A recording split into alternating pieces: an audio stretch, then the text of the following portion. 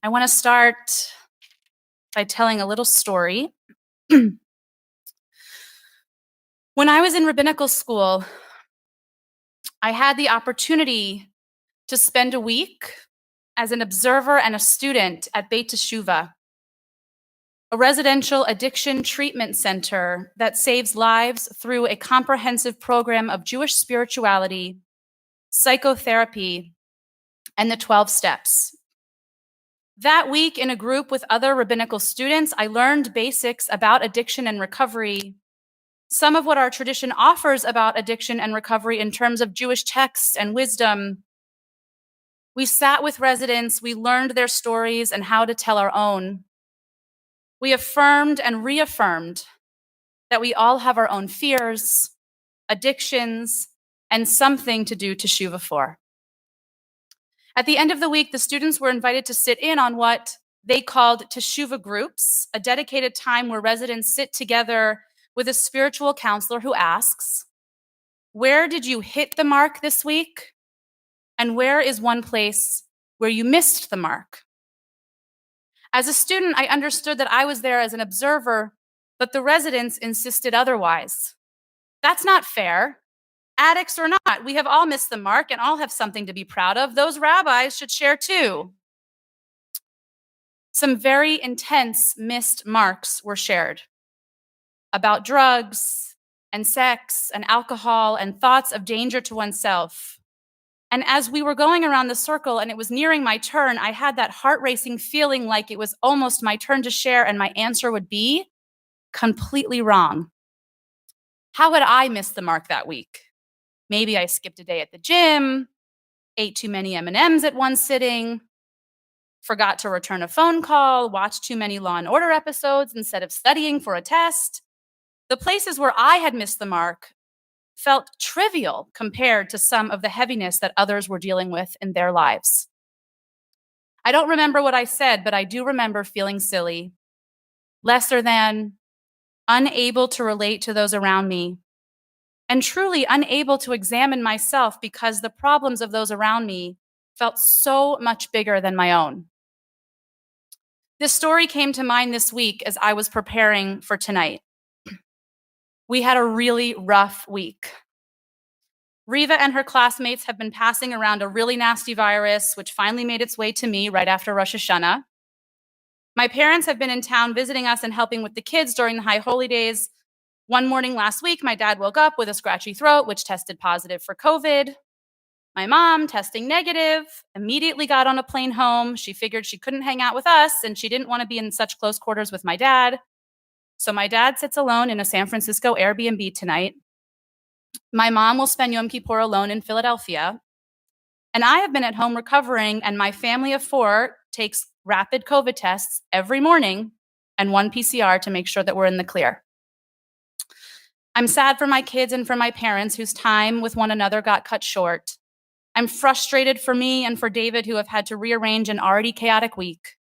I'm stressed about COVID, not really because of the virus itself, but because of the way that it wreaks havoc on a family and on our community and in the world.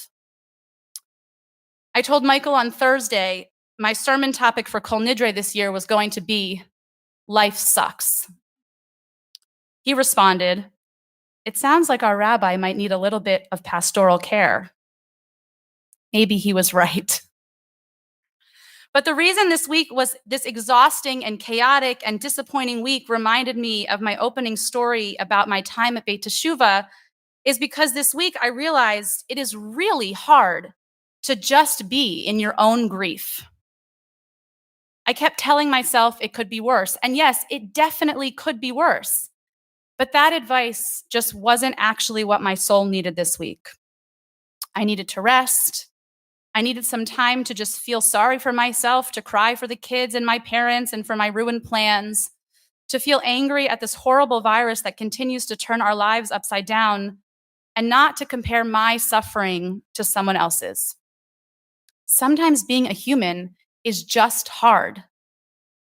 How often do we sacrifice our own grief because of the voices inside or outside that tell us it's not that bad? How often do we put on a smile because surely what I'm going through doesn't warrant sympathy? Look what that family's going through. This thing happened to us, but at least we're healthy. We have our jobs and a roof over our head. We should feel lucky. There's actually a name for this in clinical terms. It's called comparative suffering. Brene Brown, American scholar, storyteller, and researcher who studies emotion and vulnerability, has a lot to say on this topic, particularly since March of 2020. Comparative suffering is when we brush off or bury our own emotions because we don't see them as valid compared to those of others around us. She explains how comparative suffering can be dangerous to our emotions, how when we suppress our own emotions, they can fester and grow and they can invite shame. We begin to feel ashamed, feeling sad or frustrated that if we allow ourselves to feel upset or disappointed, then we are delegitimizing the people who are suffering more than we are. She explains that when we feel shame, our inward focus overrides our ability to think about what other people's experience is, and we become unable to offer empathy. In other words, the whole reason we shut down our feelings in the first place is to be able to offer support to the person who we felt was suffering more. But actually, the shame we may feel from comparing our own suffering is so focused on ourselves that it doesn't give us the room, the emotional space to even consider those who we are perhaps even more worried about. We need to sit in it before we can ever release it, and eventually use it as a tool to cultivate more empathy for those around us. There's a story in the Talmud about a rabbi and a rabbi's student. Rabbi Yochanan's student, Rabbi Chia bar Abba, fell ill. Rabbi Yochanan entered to visit his student and said to him, "Is your suffering dear to you? Do you desire to be sick?" Rabbi Chia said to him, "I welcome neither this suffering nor its reward." Rabbi Yochanan said, "Give me your hand." Rabbi Chia gave him his hand, and Rabbi Yochanan stood him up and restored him to health. Then a similar story is told, but this time it was the teacher, Rabbi Yochanan, who fell ill. Rabbi Hanina, his student, entered to visit him and said to him, "Is your suffering dear to you?" Rabbi Yochanan said to his student, "I welcome neither the suffering nor its reward." Rabbi Hanina said to him, "Give me your hand." He gave him his hand, and Rabbi Hanina stood him up and restored him to health. Now, the narrator of the text asked this question. We just saw Rabbi Yochanan heal his own student. If he was able to heal his student, why couldn't Rabbi Yochanan stand himself up? The narrator answers its own question as the Talmud is known to do. Ein chavush matir atzmo mi beit asurim. A prisoner cannot free oneself from prison. Think about that question. Is your suffering dear to you? Do you like to be in this moment of suffering? They asked. The obvious answer would be no, and I love the message of this text that we need others around us to lift us up. We will get there, but maybe there is another answer too. No, it's not dear to me. I do not like the suffering, but I'm not quite ready to move on, and this is the moment that I need right now. It is hard to grieve. It is hard to sit in and acknowledge the feeling.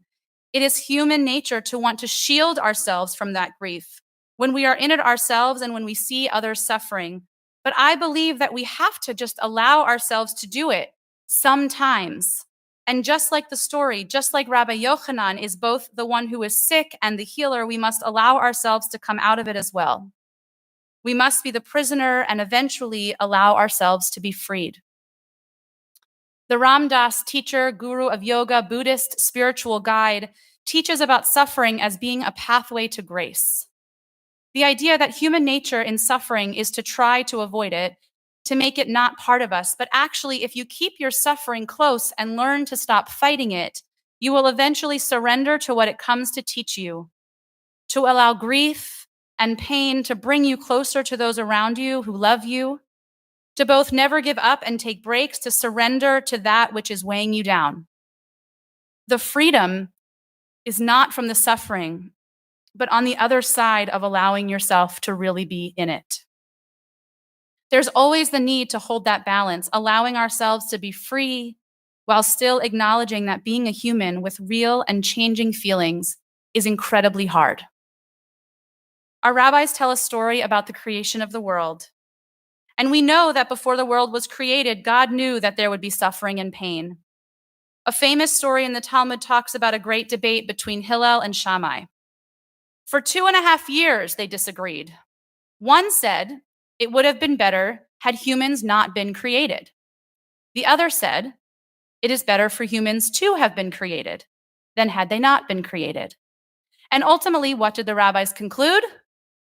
That it would have been better for humans not to have been created than to have been created. The rabbis felt that humans would be so messed up that humans shouldn't have even been created. Were they wrong?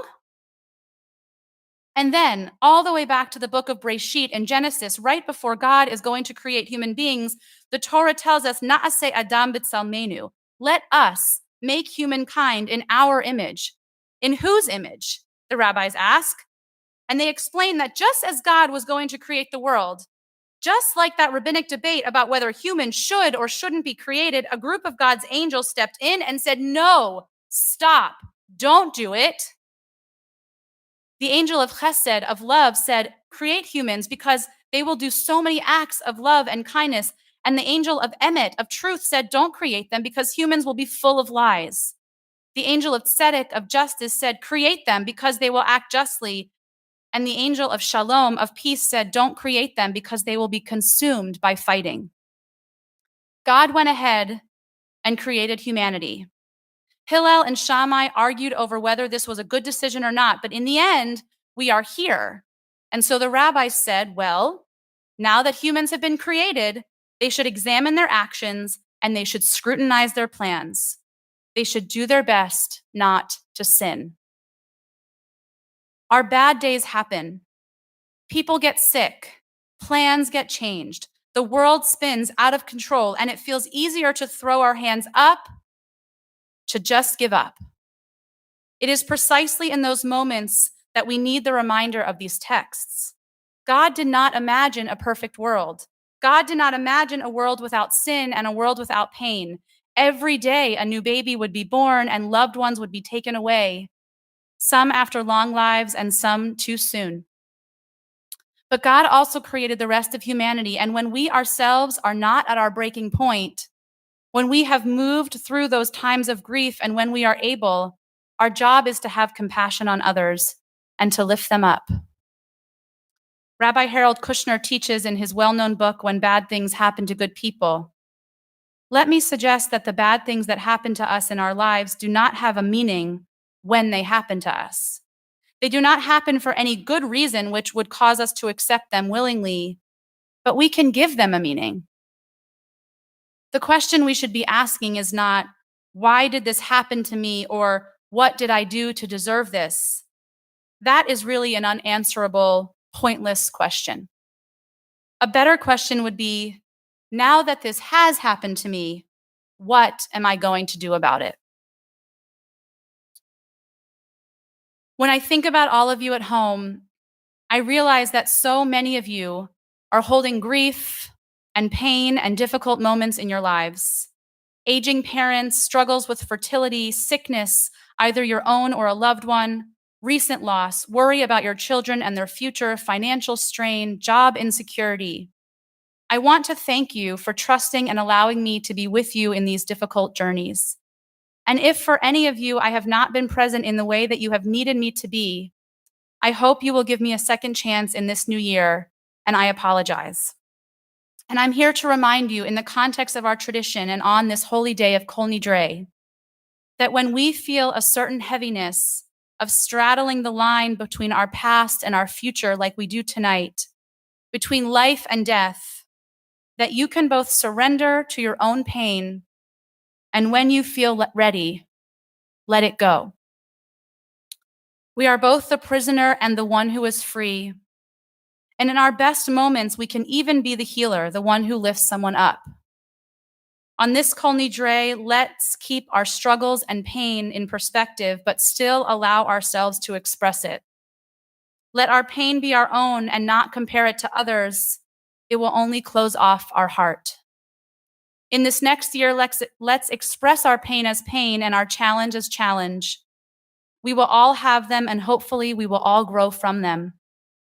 And for one another, let's agree to lead with empathy and with compassion. Because if you have grief and I have pain, then we should all be doing our best to reach out a hand and lift one another up. Gamar Chatima Tova, may we all be sealed for good in the coming year.